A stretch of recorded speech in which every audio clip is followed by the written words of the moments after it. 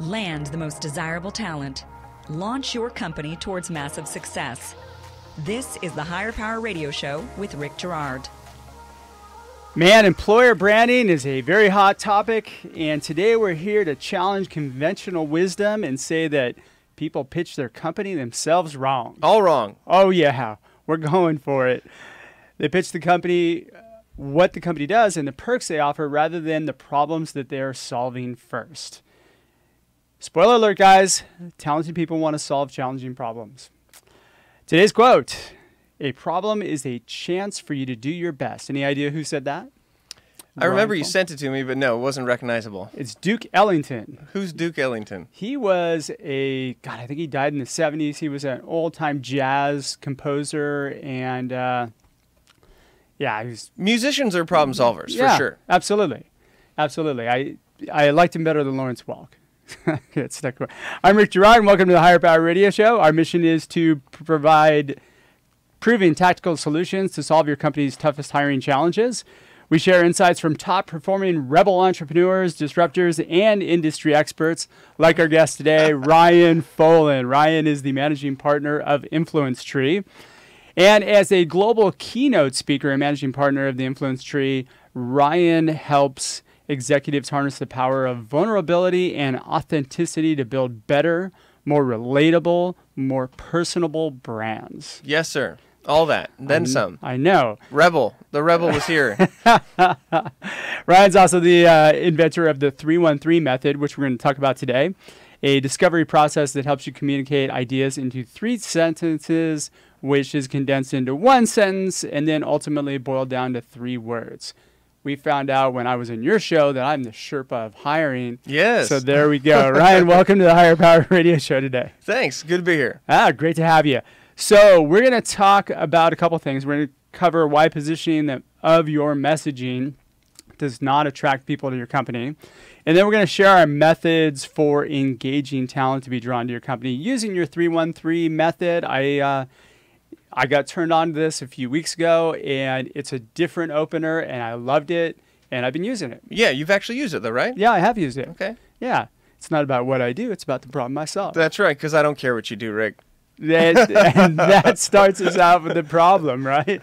No one cares what you do or who you are.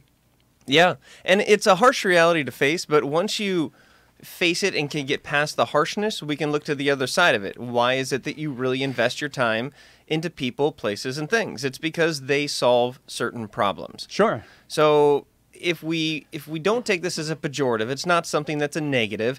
It's just an actual reality. And if you think about it, there are, like 18 million people in California or something like that. There's 300 million people in the U.S., and there's billions of people out there.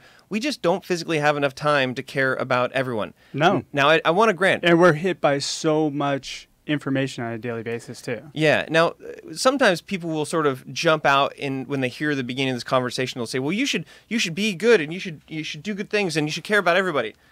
Yes. It says here, you should do good and be kind all the time, right? So there's this like human instinct to want to care about other people, and I'm not denying that. I think we should all be more tolerant. I think we should all be more respectful. But when it comes to the principle of the conversation we're having today, nobody cares what you do. They care about the problem that you solve. So do you agree with that or not? I agree with it, but I also agree with they care a lot about themselves more than anything else. And so if you can get them talking about themselves first, then guess what? Right, but let's think about this. If you agree that they care about themselves, then it lends itself to really understand that the reason why they would care about you and what you do is if it helps them out. Absolutely.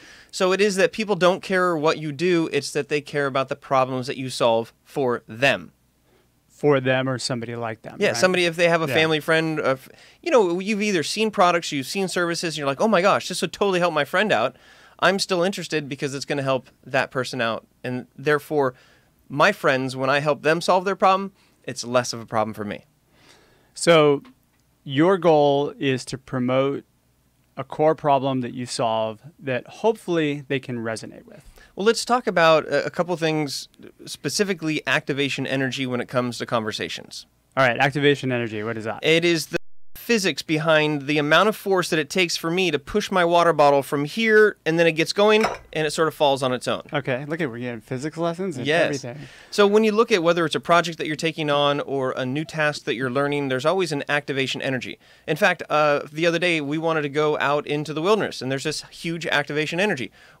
We got to get up, we got to get our boots on, we got to go drive an hour to find a mountain range that we can then chase down a waterfall. But when we got to the waterfall, the activation energy was super far from our mind. We were just excited to be in nature. So that same thing happens in conversations, in first impressions, and there's a very short amount of time to get people interested in what you have to say. Then your ability to deliver it can be a number of different tactics, but the core, the idea here is that you have a very small amount of time to make an impactful impression, and if you focus on the problems that are being solved, you have a better chance of getting people's attention initially. I couldn't agree with you more. And if you happen to hit upon one of the problems that person has, then they're gonna lean in, right? They're gonna be interested. They're gonna want to learn. The psychology behind it has always been fascinating to me. Like I did a lot of reading up on the reptilian brain, which is basically in charge of our survival. Bear. Right? I know. So it does fight or flight. It's sexual behaviors, it's anger, and then fear. And that's where fear resides, is in the reptilian brain, right? So you know what it's not? What is it not? Your reptilian brain, your mammalian brain, your croc brain does not do math. It doesn't do higher end function. If you talk to me about numbers, it actually is a threat to my croc brain. Sure. So the idea is that we often think that people are rational people, that they want to hear the numbers. Let's get to the basics. Let's cut to the chase. But if the chase has to do with anything that is done in the prefrontal cortex, you can't start with that. Exactly. And if I'm a person who what's important to me is not important to you. What's important is safety, that you survive. Yeah. that is all that your croc brain is really trying to focus on. Yeah. And stress can be a threat to your environment. So even just the small pleasantries, a very small example is that I always start an email with some sort of pleasantry. How are you? Checking in. How is your day? You'll never see an email that just comes firing across without what's up? Well, that could work. It could totally work, right? But the idea here is that if you diffuse people and you sort of get onto a common ground, you're just getting past that croc brain. Sure. In my first TEDx talk, I talk about how to not get chased by a bear. And we see and hear and perceive situations in our life that our body reacts to like it's a bear. It could be an email, it could be a phone call, it could be an unregistered phone call. And so you have to learn how to put people into a situation where they're comfortable before they can start to think. So very true. So very true. And I think the words that come out of our mouths a lot of time to switch people's brains on and off. If you're not plugging in something that's interesting to them or solves a problem for them, it's like flipping the light switch off. And I'm a big believer in the more words that come out of my mouth when you and I are talking, the less you're going to trust me. The more words that come out of your mouth while you and I are talking, the more you're going to trust me. Yes. Because I'm listening. Yeah, there's research behind it too. There's actually a correlation between the amount of time that you talk and how well connected that person feels to the person they're talking to. So whoever ends up talking more typically will feel more positive about the relationship. And that's why it's always great to get people to talk. So very true. If you're just joining us on the live stream or the podcast, you're listening to the Higher Power Radio Show. I'm your host, Rick Girard, and our guest today is Ryan Foland. He's the managing partner of Influence Tree, and we're talking about the psychology behind problem solving one. And now we're going to delve into your 313 process, because I got educated on this on the air, made a fool out of myself. I had a great time. I got earned a bunch. Yeah, you're really good at that. So let's talk a little bit about that, and then let's link that to the hiring process, because that's something that if I'm talking to a candidate is highly valuable. Yeah. In getting them attracted to your company. So let's do it. The 313 method is think of it as like a tuning fork for what you say. Okay. Right? Just how you have a tuner for, I saw a guitar here, ukulele, you can tune that instrument, right? Well, the same thing. The 313 is like a tuner, or it's a way to calibrate what it is that you say. Sure. And by doing that, we're focusing on the three main things you need to get across, what people care about, the problem that you solve, what your solution is, and who it's for. Okay. And if you don't have any one of those elements in your communication, you're missing it. So your first three sentences are the problem, solution, and who it's for. Yeah, the problem you solve. So it's one sentence for each. Right, and that's the three part. And Okay. then I can show you how to condense those down into one sentence, and then I can even show you how to morph it into 3 words, which actually isn't 3 words. In its purest form, it's 2 words in relationship to other people. Okay. So the idea is that if you can come to terms with the fact that nobody cares what you do, but in fact they care about the problem that you solve, then it would make sense to explain the problem that you solve without telling people what you do.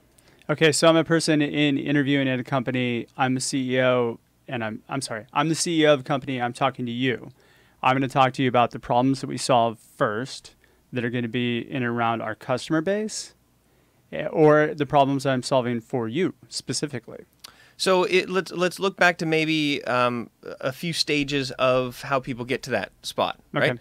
When you're looking at job advertisements, I think that a lot of companies are missing the ball by not focusing enough on the problem that's being solved. Yeah. So you're going to lose people's interest. They if talk it's- about perks and Right. Yeah. I'm not as interested in that as I am We have really. a ping pong table. When you look at influence, there's 11 different ways to influence people. And influencing people at its core is getting people to change the way they think about things and getting them to take action. Those are the two combined. Okay. Those two combined. So in order to get people to think differently and to take action, there's a different variety of ways to do it. And one of them that is effective in this is sort of aspirational, to where it's like you're not just convincing people to sit in a desk and do a job. You're not just convincing people to exchange money for their time, but you're exchanging their time for a higher aspirational goal, which could be tied into the problem that you're solving. An example of this, I just talked with Mark Smith, who is a co-founder of a company called Symbiote. They just raised $20 million. They've got in their Series B, they've got they went from 2 or 3 employees to 67 employees, and we were talking about this. He's basically building a blockchain system for financial markets. Okay. And we could spend 30 minutes and I can explain it to you and you could still be confused. But he was talking about how his hires, his messaging is to say, this is the main problem that we're solving in the financial industry. Do you see it as a problem? Yes. Are you excited about using your technological or your engineering skills to solve it? Yes, I'm in. His whole pitch to gathering these experts is to pitch them on the problem that's being solved. Yeah. And if you think about it, you can pass by most of the technical stuff and just get right to the root of it. So by pitching the problem that you solve, you're using aspirational influence to get people interested. Now, if they walk in the door and then now they're looking at you as a CEO, there's a whole new set of dynamics, right? You've got to still get past the crock brain again. In that situation, I think it would be important to identify the problems that the candidate solves. Cut to that chase and see if you can match them with the problems that are being solved in the company. Almost think of it like a problem match. Sure. But then there's another core set of problems that most candidates have, which would be the problems they have with their current role, or their what I call their career wounds, or the issues they have in their current company that you can potentially solve for them by them joining your company. Right. So we got problems for days here, there's right? all kinds of problems. So you have to identify and distinguish the problem. So there is the problem that the company's solving. There is the problem that the employee might have, their wounds of their past company. Mm-hmm. And it's the problems that that individual can solve. So if you really look at it, think of it like a filtered lens, like a problem lens. If you can find a problem that you solve that will help a company solve their problem, and as a result, it helps to solve your problems of employment. Yeah, absolutely. Everybody's solving problems. Oh, yeah. And then also you're going to get a greater emotional commitment from those employees when they're doing things that are bettering them, as well as they're buying into they're engaged in the problem that you're solving. Yes, and one thing I'd like to point out is that if we're talking about higher level employees of like managers, middle managers, sure, that's exactly where we're on point with this. But imagine for the person who's going to be a receptionist, or imagine for the person who's going to be answering inbound or making outbound lead calls. Sometimes the way that those are positioned, they're not very sexy or they're completely oversold, right? Oh, yeah. And so if you look at positioning a customer service agent more so about how they're solving real customer problems as a function, you can get more candidates, you can get more talented people into these positions because they're not just seeing themselves as answering phones, they're seeing themselves as solving real problems. Solving problems for the customers, but is that necessarily solving problems for themselves? But it's our job as hiring authorities to make sure that we connect the dots on those. Right. To make sure that we figure out what it is that that person wants and make sure that we convey that to them. Sure. There's going to be a basics of the problems that they have to solve for themselves, right? Sure. It's almost like a problem trifecta. You have the problem that the company's solving, the problem that you solve, and then the problems that are mutually solved with each other.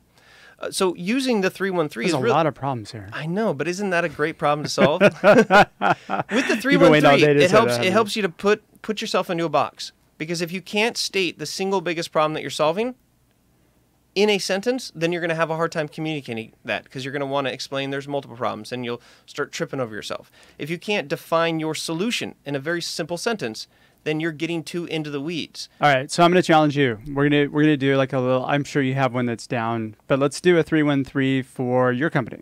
Okay.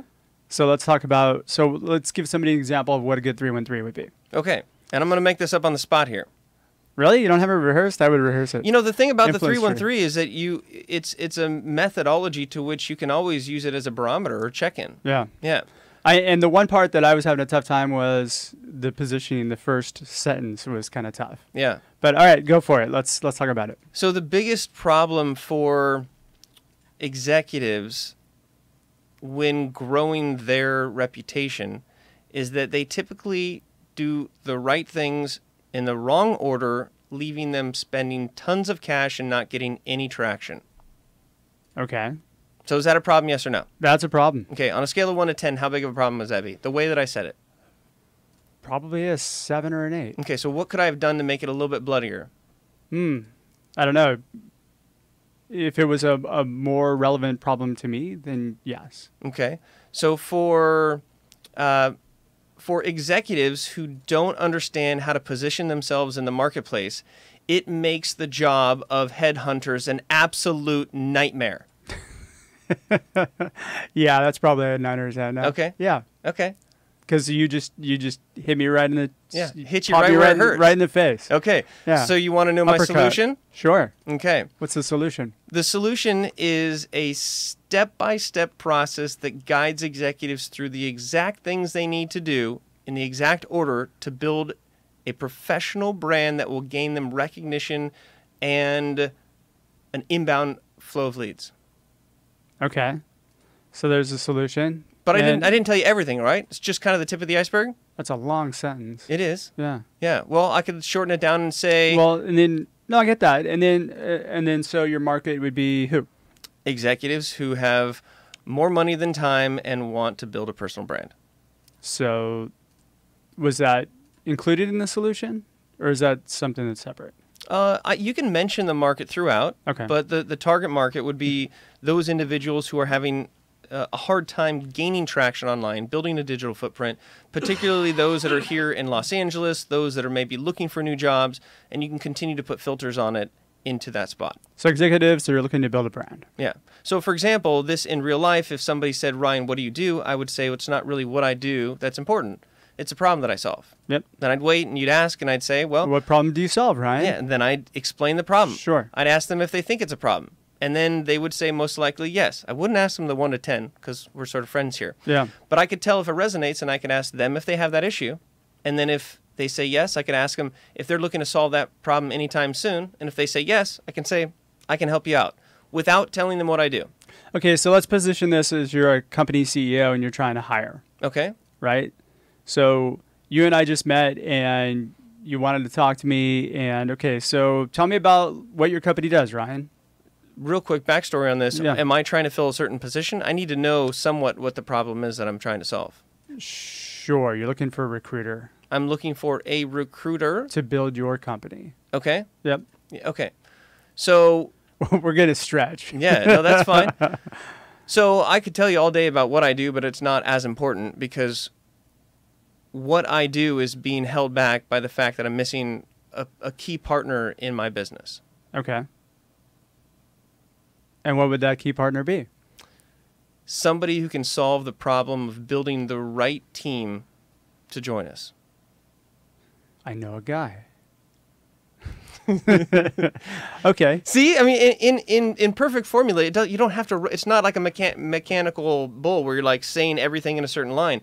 It gives you the ability and the strength to sort of set these foundations. This is the problem that's being solved. Well, what I like you're doing here is you're leading me down a path. Yes. And which is every good conversation should be leading somebody down a path. Yeah. It's called conversation design.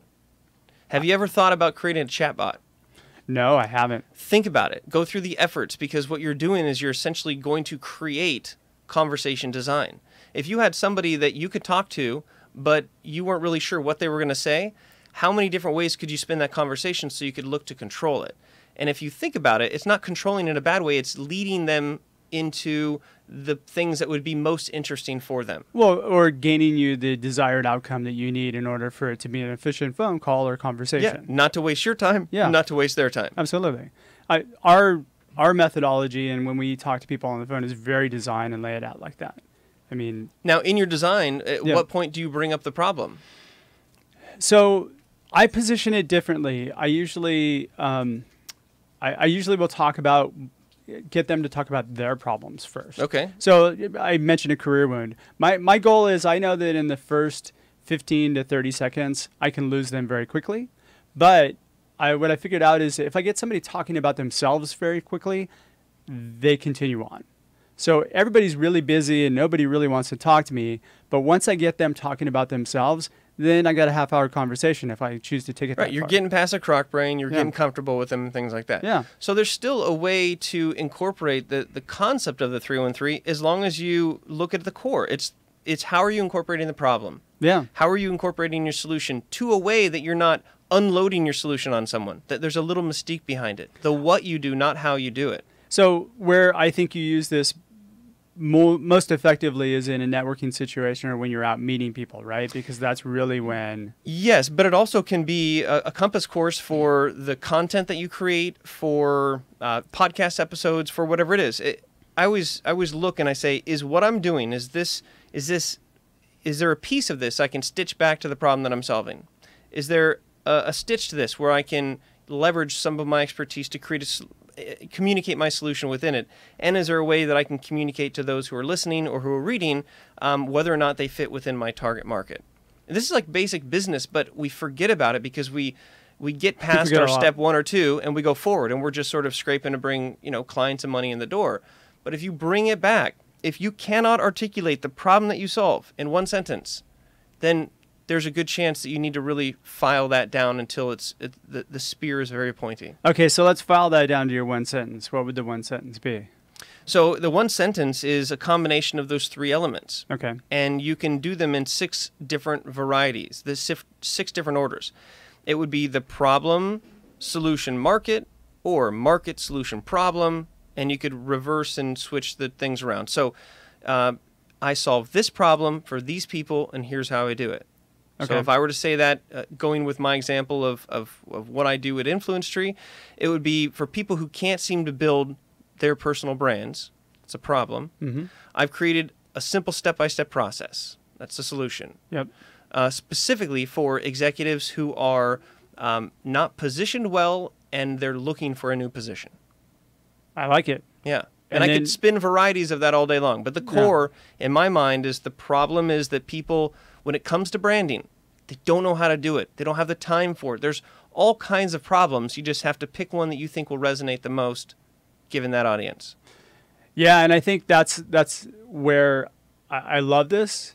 And when you don't know somebody and you can't get them talking, it's a great opener. Yeah. But if you can get them talking and find out what their pain points are, then you can actually target it, and it makes it that much easier. Yeah. The more information you get from someone, the better you can tailor what you're saying to them. And I just keep going back. If you can communicate the problem that you solve, or if you can communicate the problem that your company is solving, you will have a better chance of getting people interested so that then you can deliver the nuts and bolts of information to see if it's the right opportunity. Got it. So what would be the breakdown of the 3 words?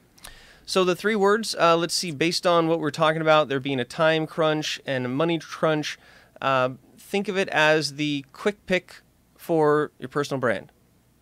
Quick pick for your personal brand. Ooh, a lot of reference. Okay, right? I like it. The thing is, I've got the numbers, right? So Yeah. again, it's just enough to sort of tease it out.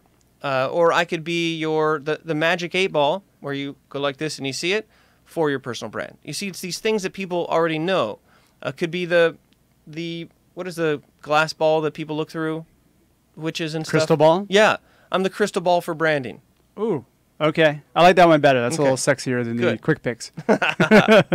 Scratchers, maybe. I love my scratchers. Oh, dude, I've never bought a scratcher. I'm gonna buy you one. I'm a weirdo. All right, so key takeaways. People are attracted to the problems that you solve. Yeah, and the problems that your company is solving, and the problems that your position is solving that you're trying to fill. Don't forget about that. I've seen so many job descriptions that just talk about never talk about- all the stuff you're going to do. Yeah. Why not incorporate your job is to solve this problem? Your job is to help support the other employees who are solving this problem. Like, otherwise, it's just looking at a bunch of stuff I'm supposed to do. Man, Ryan, we're just about out of time for today's show. I want to thank you for your time investment today and welcome you to the Higher Power Radio community. Now, what's the best way for the members of our community to find you and find out more?